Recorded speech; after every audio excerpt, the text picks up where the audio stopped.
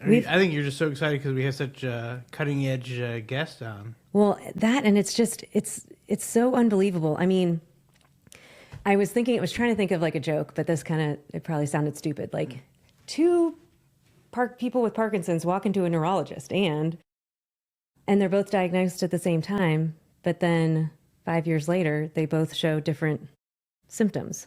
Why is that? And that's what we're going to learn today. So good joke, right? Yeah. Welcome to The Secret Life of Parkinson's, a podcast created by people living with Parkinson's to help break the stigma of a disease no one likes to talk about. Now, here are your hosts, Jessica Krauser and Brian Baker. Okay, so today we have on Patrik and Natalie, and you guys are from Belgium, correct? Correct. And I'm going to let you kind of tell your background real quick of what you do with research. So if you can give us that explanation real quick, and then I'll jump back in. So Patrik, why don't you go first? Sure. Hi, I'm Patrik Verstreken. I'm a neuroscientist working at the Center for Neuroscience here in Leuven at the University of Leuven. And I run a lab that is studying Parkinson's disease and the mechanisms that are leading up to the development of that disease. Great. And Natalie? Yeah, I'm Natalie Kaempf. I'm German. I used to be in Patrik's lab. I worked 7 years with him on that project. And since January, I moved back to Germany. I'm now working for a company called Tech as a MSL, Medical Science Liaison. Mm-hmm. Again, helping Parkinson patients, but now in a different approach. Very interesting. Very cool. Well, just a total side note, Patrik, I just was at the World Parkinson's Congress last week in Phoenix, Arizona, and I met a person with Parkinson's from Belgium. And she watches the show, and she was there. She started a nonprofit with a few other people, but she was talking about things that are and are not available in Belgium. And anyways, we were having a really good conversation. She's also a young onset member, so hi to you. Okay. Well, I hope I get to meet her at some point. Yeah, I'll share some information. I'll share you her Instagram after this. Okay, so one thing that Brian and I were talking about, and we talk about this all the time, is even just between us and people within our community, everybody always wonders, like, why are we so different? You know, and even neurologists will say, if you see one person with Parkinson's, you've seen one person with Parkinson's. But it's like, okay, that's great, but why? And I know that's what we've always we've as a community been trying to figure out, because until we can do that, we can't find a cure. So tell us why our journeys look completely different. And then we'll go into what the base of the conversation is going to be around research that you just did, but I want to kind of level set everybody as to why our journeys are different.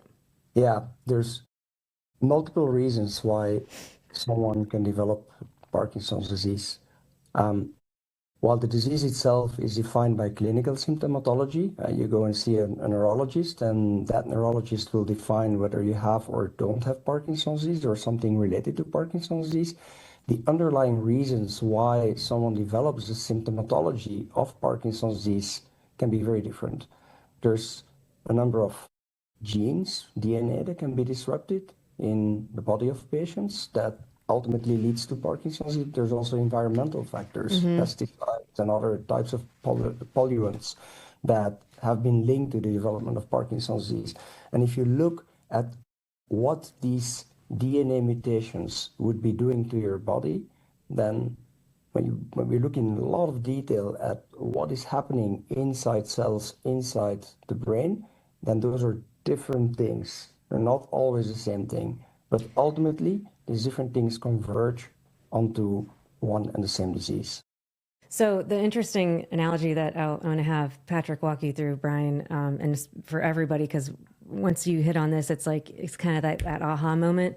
So he just mentioned there's a lot of different things that researchers are studying that we can get Parkinson's from. So whether it's genetics, your gut microbiome, all these different things can potentially be a factor. But we're all left with the gold standard, carbidopa-levodopa. But there's some people that it doesn't work for, and some people it does. So can you compare it to your headache analogy that you shared with me before? levodopa or deep brain stimulation, which are the two main treatments, as this is called right now for Parkinson's disease, are so-called symptomatic treatments. They suppress the symptoms of the disease. And I like the analogy to a pill you take against headaches, right? If you have a brain tumor and you're taking a pill against the headache that is causing, then the headache might be going away for a while, but the brain tumor doesn't. And that is exactly what symptomatic treatments are. Symptomatic treatments don't take the underlying cause of the disease away, they're taking the symptoms away. And that is what levodopa and what deep brain stimulation are doing. Or the advantage of those treatments is that they are helping the patient in that very moment, and that's evidently fantastic. Right now, there's really nothing better than that. But the problem is that the disease is relentlessly progressing, just like that brain tumor is relentlessly progressing. And I've been a strong believer, I think, in the kind of what you're saying, I believe, as far as we all have the same disease, but it's different. Yeah. And I know Jess and I were at an event last year, and the neurologist, man, he was speaking, and he said, basically, I bring you into my office, I'll tell you you have a snowflake disease, nobody else has the same exact disease that you have, but I'm going to treat it just like everybody else. But the thing is, do we have the same disease? Well, it's kind of like the flu. Yeah. You know, you have B and A and bird and swine. It's slightly more complicated than that. Yeah. But there's some analogy to that, yeah. So tell us about what you found. Like, how should we be thinking? Are we thinking about Parkinson's wrong? Like, we have this one size fits all, and we know that that's not right. But what is right? Like, do we all have the same disease? Yes, you have Parkinson's disease. Parkinson's disease is defined by clinical symptomatology, right? You see a neurologist, that neurologist defines whether those symptoms constitute Parkinson's disease or not. Right? So per definition, you have the same disease. But there are different reasons why someone develops that disease. And so you can, and that's what our study is showing, subdivide Parkinson's disease in different types of disease. Now, we are not the first ones doing that, right? Others have done this. You can look at the clinical manifestation, the way that someone is showing the disease, right? Some people will have stronger olfactory dysfunction. Some people will have stronger motoric problems, etc., right? So there are differences in the clinical manifestation of disease. But what our study is showing is that there's also different reasons at the level of the biology of the disease. And that is important. I was going to say, I think I said it, I probably said it wrong, but so to your point, it's like we all have Parkinson's, right? Just like everybody might have a headache. Exactly. It's just the reason why. Exactly. Right. Okay. Got it. It's like different roots coming up to the stem of a plant maybe as well, right? So yeah, these are converging, coming from different directions if you want to just look from the outside. So coming from the outside, going to the brains, to the stem of a plant or of a tree. So you will see the tree stem, but there are different ways to get there. Mm-hmm. Looking at the biology is not necessarily new. I mean, it's newer. But this idea of what you guys found is taking it to the next level. So can you talk about that? So what I said is that other people have stratified, have defined subgroups of disease based on clinical symptomatology. What we are doing is we're doing this based on the biology of the disease.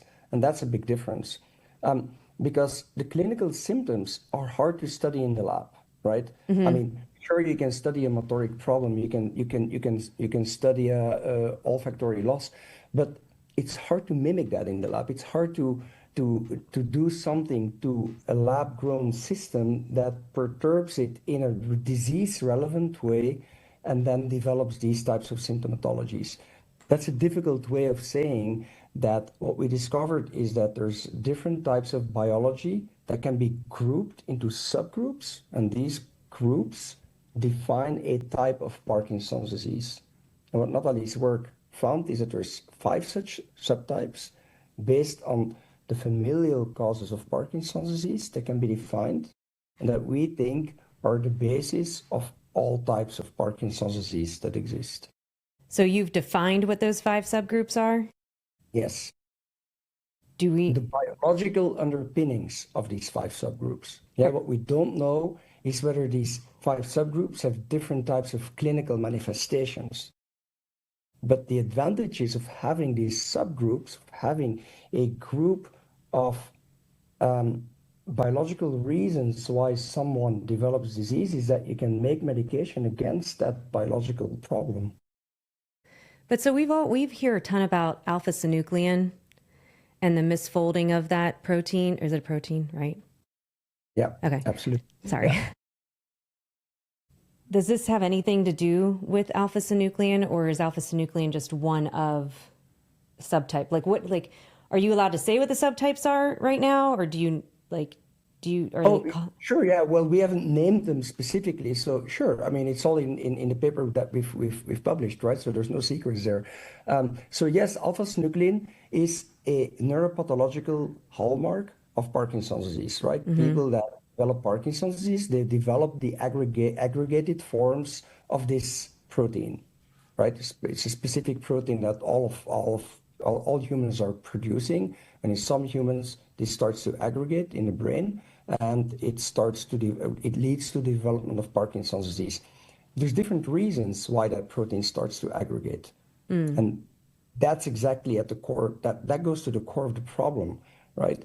If we know why that protein starts aggregating and ultimately starts to cause the clinical symptoms, then we can treat the real causes of the disease and prevent the protein from aggregating. So how far off are you in? Because I mean, I know there's still like next steps. You said that you're very early on in what you're doing. So how far along are you in a way that like I go into a neurologist, get diagnosed, and they tell me, and you're part of this subgroup A, and this is how I'm going to treat you. What does that timing look like? Yeah, that's still a long way off. And the reason it's a long way off is because in the case of neurodegenerative diseases like Parkinson's disease, like Alzheimer's disease, they're slow progressing diseases. But at the moment that someone receives the diagnosis of the disease, which is effectively the start of the disease, so many things have happened already. When someone receives a diagnosis of Parkinson's disease, 70 to 80% of the brain regions that are responsible for your motor behavior are already gone. So we need to find ways of coming in much, much, much earlier and identifying biomarkers, right? Molecules that you develop in your body because the disease is already progressing, that allow us to define who is sick at a much earlier point in time. And based on those biomarkers, also then go and look at what the different types of subgroups of the disease are. Are either of you familiar with the PPMI study that Michael J. Fox Foundation does? So isn't that what they're trying to do? Like to get that, like, are you able to work with them to get that history of like the 15 years of people that, you know, may not have been diagnosed at first and then they gradually feed into it? Okay.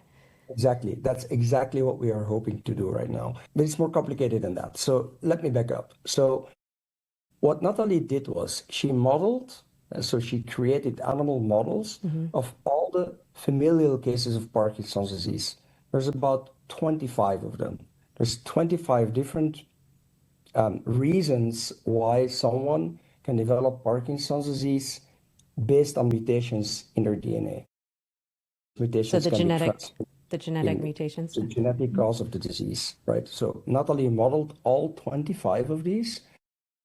And she then went back and asked which of these 25 in the animal that now carries that mutation, which of these 25 look alike? Which animals look more like each other and which ones don't really look so much like each other based on their behavior and based on a number of other readouts. And that's where she saw that if she looks across these 25 different mutations, that there's 5 groups. Some of these mutations sit in group 1, some of these mutations sit in group 2, and so on and so forth. Now that's all familial disease, right? That's about 5, maybe 10% of all Parkinson patients. Right. What PPMI does is it's looking at idiopathic as well as familial disease, right? But so our strategy is essentially we first define these groups, these 5 groups across the familial space of disease. And then with these 5 groups, now we can go look at the so-called sporadic or idiopathic space of disease. That idiopathic patients will map onto the familial patients, right? That there's similarities in subgroup 1 that was defined based on familial patients or familial mutations, and map these idiopathic patients now into those groups that we have already defined based on the genetics of Parkinson's disease. Now that's done in genetic model organisms. That's not a human, that's an animal, right? So what we're doing right now in the lab is we're extending this study to actual patients, where we are taking skin cells from patients, we create iPS cells from these patients, we place them in specific constellations on a high-density multi-electrode array. That doesn't mean anything if I say it like that, but it's a system that enables us to measure electrical activity in a patient-dependent manner, and we're using that electrical activity as a way to, again, create these subgroups. Now we have to go from animals to patients or to patient cells because it's impossible to make animal models that mimic sporadic disease. We don't know why someone has developed Parkinson's disease if they don't have a mutation, right? If there's a mutation, you know what the reason of the disease is. If there's no mutation, you don't know what the reason of the disease is. And that's why if you go directly to patients, they have the disease, and we don't care anymore why they developed the disease. They have the disease, we can take the cells from these patients and model that in our system. Has anybody else ever come out with anything about biological subtypes? Or is this I know there's a lot about the biology of Parkinson's, but is this the first structure or framework? Yes. As far as I know, it's the first time that someone has done such a comprehensive study across the entire genetic space of Parkinson's disease. Well, thank you for finding that, Natalie. So the one thing, Brian, that I thought was interesting, and they spoke to Steve first, so that's why I know some of this information and you don't yet. But this could potentially, and correct me if I'm wrong here, but once let's say you study it in humans and it's accurate and we can now have like a solid structure framework, you could potentially use that to go back to previous clinical trials that may have failed in phase 2 or phase 3, because what they were saying is the way that we get asked to do clinical trials is like, okay, you had DBS and you're over 40 and your biggest symptom is tremor. And so it's all like symptomatic. And so you have all these different cohorts or subtypes of people coming in as one, and there might be like a little sliver of people that the study did work for, but everybody else it didn't. It could be because they were different subtypes, so it's not going to work no matter what. So they can take this and go back to clinical trials, which I think is amazing, because I feel like there has to be stuff out there that will work. It just depends on who and how. Does that make sense? In my non-scientific brain, yes. Okay, good. I just want to make sure. That is exactly the way we think about it. I couldn't have explained it better than you just. Well, That's exactly the way that we're thinking about it. I think that some clinical trials should have worked. If you look at the biology of what is supporting the reason why these trials have been done, that should have worked. Now knowing that there's these different subtypes of disease that's potentially extendable to humans, and I'm quite sure that it will be, if only 5 or 10% of the Parkinson population would fall into subtype 1, and you're treating them with a drug that only works in those 5 or 10%, the signal wouldn't stick out of the noise if you're not stratifying just those patients and just treat those patients. And so that's exactly the problem. By now going back and stratifying based on and this is another important thing, right? The current stratification is based on clinical symptoms, not on biological underpinnings of disease, right? So And that's fine, right? I mean, you have to start somewhere, but it's not because someone's responsive to deep brain stimulation that they're suffering from the same type of biological Parkinson's disease, right? And so by starting from the biology to which the drugs are being developed, right? We're developing drugs to to add to the energy factories in our cells, for example. We're developing drugs to a kinase, an enzyme that's called LRRK2 that's mutated in people with Parkinson's disease. You can make an inhibitor to that enzyme, and that's supposedly that should work. I mean that's a very, very direct drug that is being developed. But if you're treating people that are not suffering from a problem in that pathway, in that enzyme that is too active, then it's not going to work, right? So you need to, the drugs are being developed to biology. So stratifying patients based on biology is your biggest bet to defining patient populations that are going to be most responsive to the drugs that we're currently developing in our labs. And if I may add to this, this is exactly what we have seen in the paper where we actually used some of these molecules, just like little drugs. And then in some, like in one group it worked and then the other it totally didn't. So it really showcased it's specific for that group. Also, we are redefining and reassuring that what we defined as a subgroup by the behavior of these model systems is really based on this biological function of that group. And the reason why so far, if I may add to that as well, for the clinical trials right now, we don't have yet the biomarkers, the molecules to really distinguish these subgroups. So that's why it's quite tricky for right now for the clinical trials to be so specific. But that's something we can now look into now that we know characteristics, or we know from the genetic models this is one group. We can search for commonalities in biomarkers. And maybe now we see something that we haven't seen before just because it's just too many trees in that forest and we don't know that tree A and B are similar and Z and Y are the same or something, you know. Now we can maybe find commonalities. And that information then inform again clinical trial stratification and hopefully then have better outcomes as well. So when you talk about the biomarkers, are you guys also looking at like tremor dominant? Like I was diagnosed 10 years ago. I never had tremor issues, but I have rigidity, stiffness, that type of stuff. Cognitive.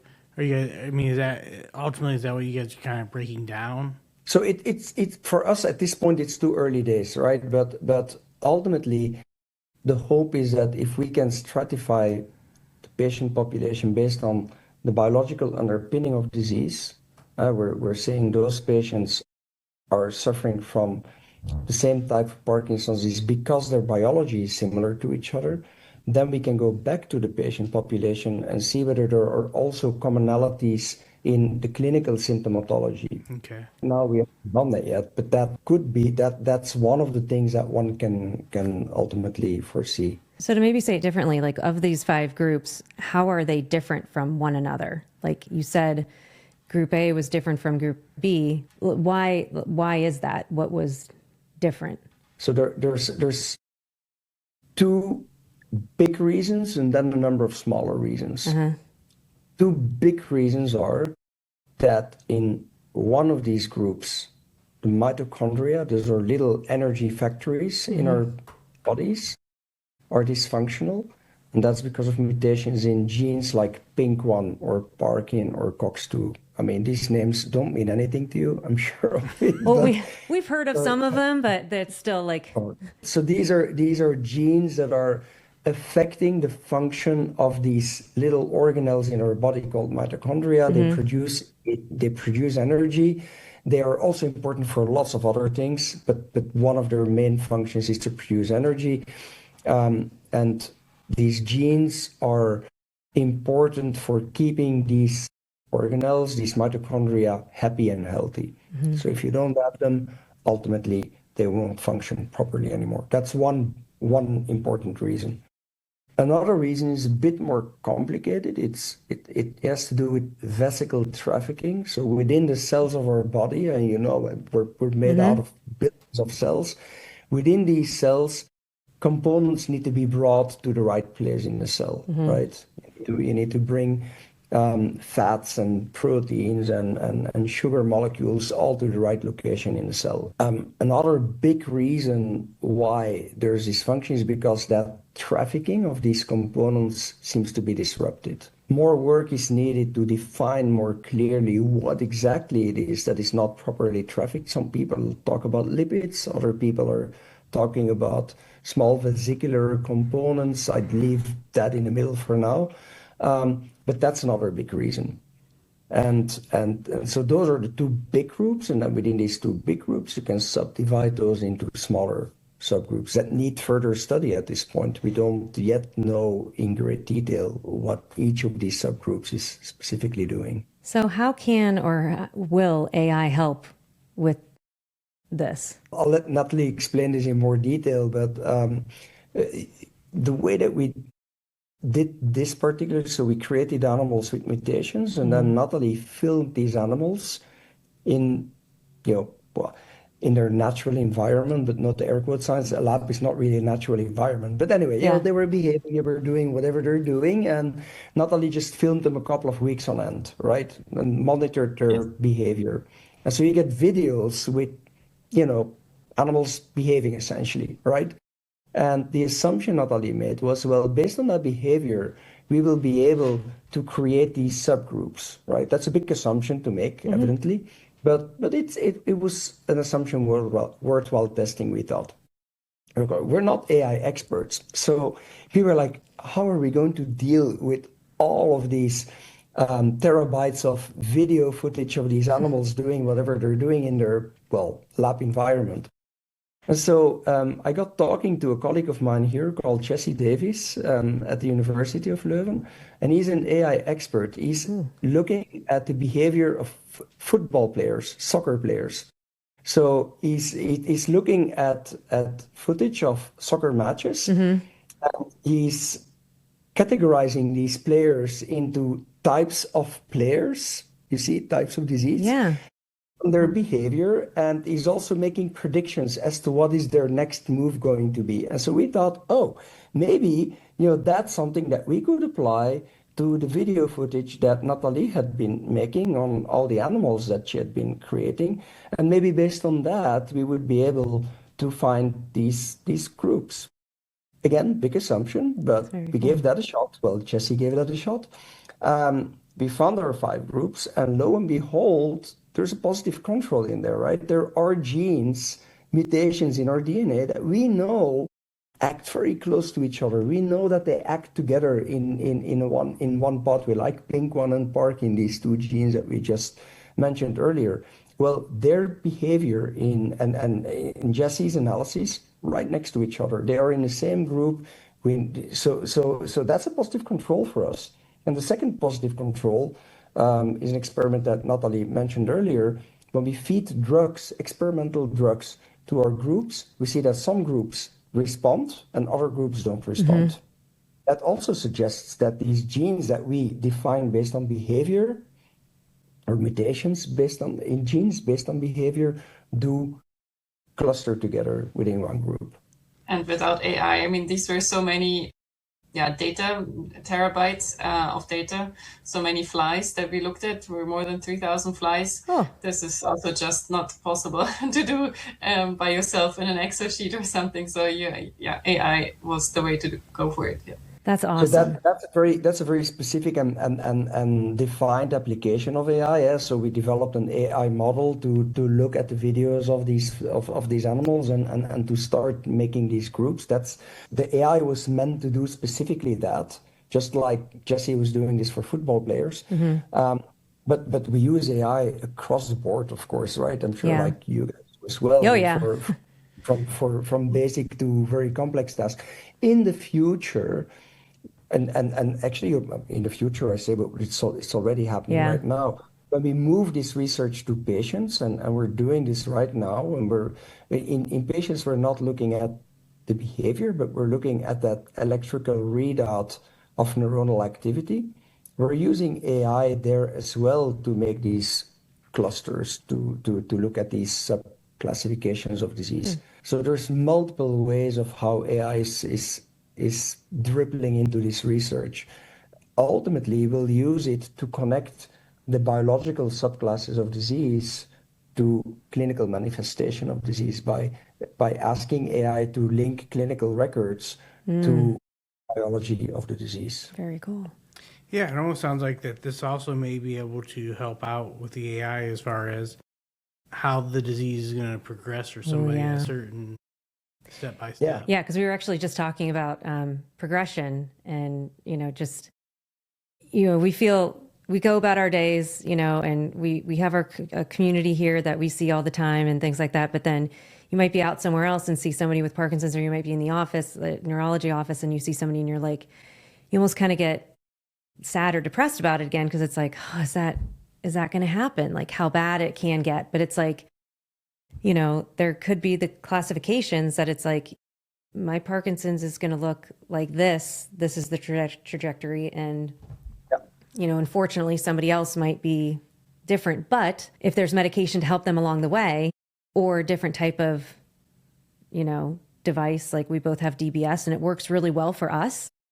But we do know a handful of people that DBS either takes a lot of time or doesn't necessarily work as well for them. So just curious, I'm just wondering if that's... And that's exactly why classification is so important. Yeah. You need to know what people are going to respond to what medication. Yeah. And by having these subgroups, you'd be able to treat one subgroup with particular devices, particular medication, with particular symptomatic treatments that work better on that subgroup and maybe not so good on another subgroup. It's just also a more informed decision for the clinician and for the patient to discuss the pathway. And what we have done in the study is also looking very early during the disease, so that you see already these differences. So hopefully, this is really for the future, but being able to find biomarkers that you can also detect very early, because you have all these symptoms in the prodromal phase: constipation, loss of smell, sleep defects. This is quite diffuse, and the GP, if you talk to them, then they might not see it's Parkinson. It can be anything. Right. But if you have these things, maybe, there is a test with a biomarker you can do maybe very earlier, and then we're starting treating having a possible treatment option very early before, as Patrik said, 70 to 80% of these brain cells, your neurons are gone already.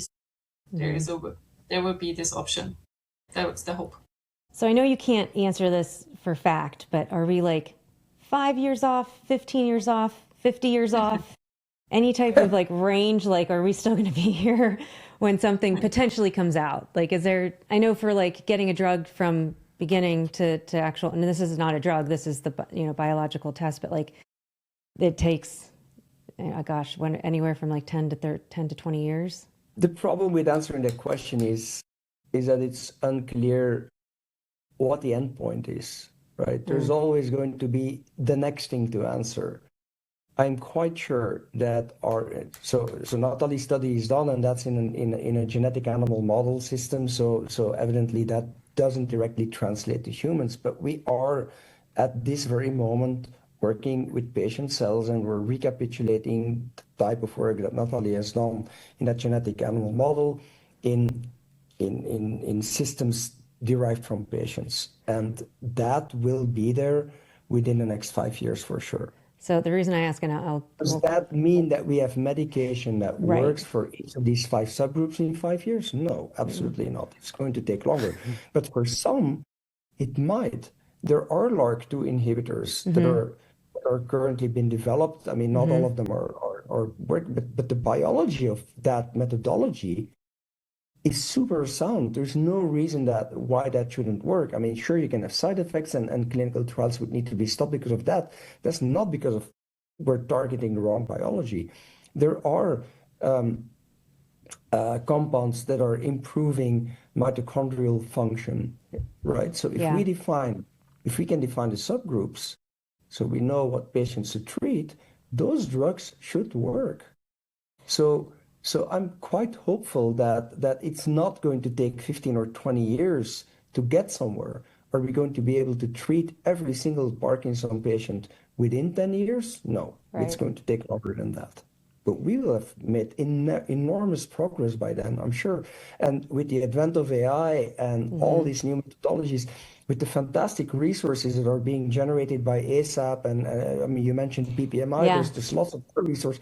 I mean, that is giving the field such an enormous boost. And so by coming together as a community and by taking all these novel methodologies that are being developed, including the one that we are developing, we're going to make enormous progress towards stratification, patient classification, biomarker discovery, because of the fact that we can now stratify patients into subgroups, and treatments also because it starts to become possible of telling what type of Parkinson's disease people are having.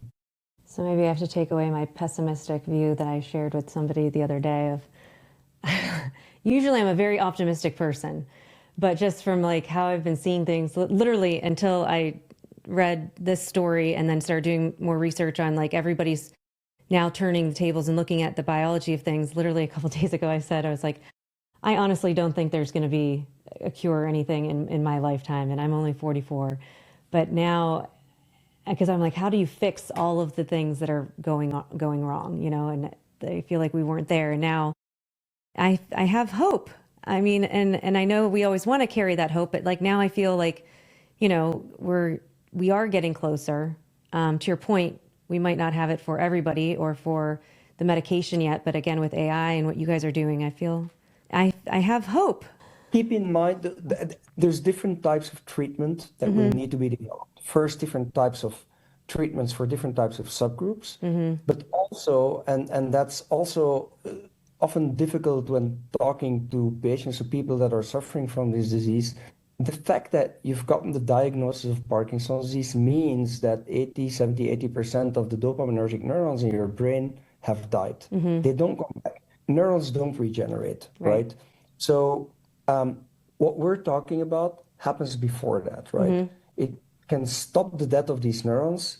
It can, in some instances, regain some functionality. I mean, I can talk more about that, but we can stop the progression of the disease before you've received the diagnosis, right? That's why biomarkers are so important.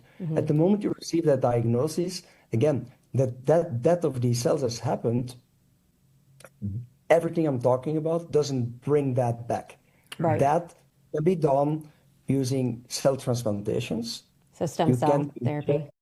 Right, stem cells that are being generated into dopaminergic neurons, into the cells that are producing the compound that is missing in people with Parkinson's disease, what L-DOPA is providing, right?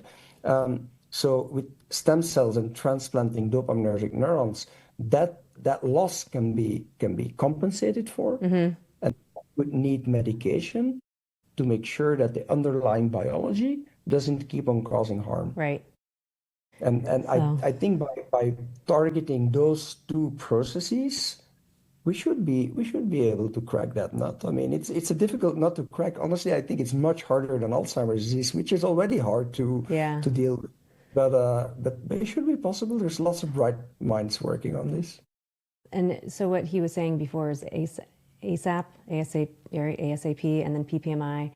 They're it's like basically coming together of like a world, like a global action of doing research like on these areas. So they're putting a lot of funding out towards that. So very promising of where this is going. Patrik, Natalie, thank you guys so much for joining us and for sharing the research that's out there. And I just can't thank you enough for the work that you're doing for us and for our community. We really, really appreciate it. We like to tell everybody from our nonprofit, Changing Parkinson's, is you are, in a way, changing the way we look and think about Parkinson's. So thank you. Thank you very much. Thank you for the compliments and happy to be here. So in our last 30 seconds, though, I will leave you with this, and I got to look at my paper because I'm not going to remember all this. If you think about all the things that we just discussed, there are changes in the future that can help us live with Parkinson's moving forward. Things like precision medicine, clinical trials, personalized treatments, overall disease modification. So with that, keep hope. Join clinical trials if there's one in your area, and let's help us get to a point where we can stop and hopefully prevent Parkinson's in the future. Thanks, and I'll see you next time.